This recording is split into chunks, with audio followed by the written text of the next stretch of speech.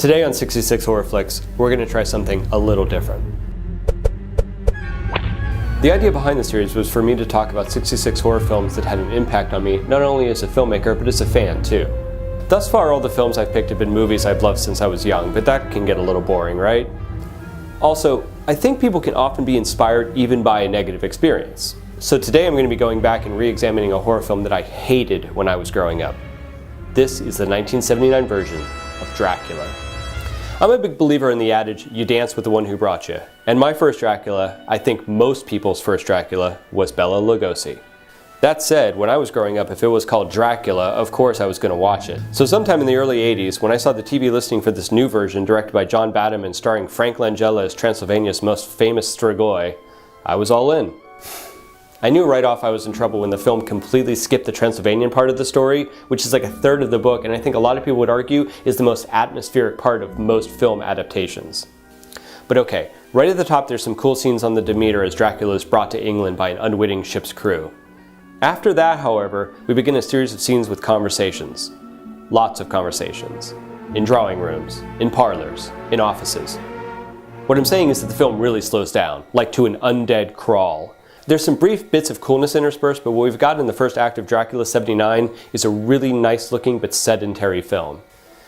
As an older viewer and a filmmaker now, I can appreciate the slow ratcheting up of tension in the early part of the film, but as a kid, it bored the bejesus out of me. And I hated Langella as the Count. I mean, he's a great actor with an incredible oeuvre, but man, I still hate that performance.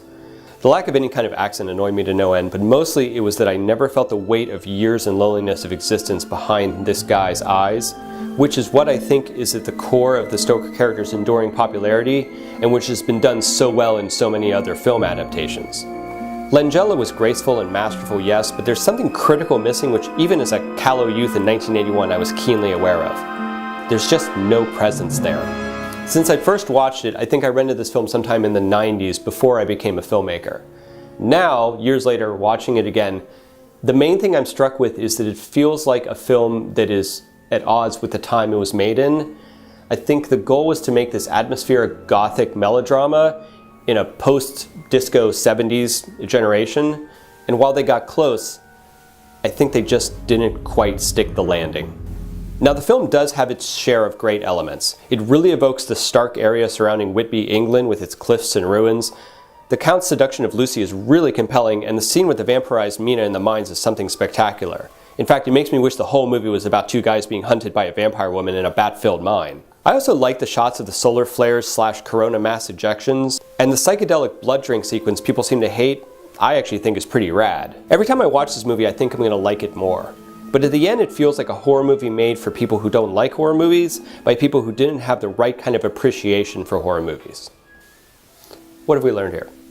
I guess it's that as we mature, we learn to appreciate more subtle things that we didn't notice as children. But also, that sometimes our instincts stay the same even from childhood, and that's not altogether a bad thing, because that's part of what makes us who we are. There's lots of elements I appreciate about this iteration of Dracula which I didn't as a younger viewer. This version will never be my Dracula, but I think it's a highly artistic film that's worth a second viewing even decades later. I'm Jim Towns, and you're watching 66 Horror Flicks.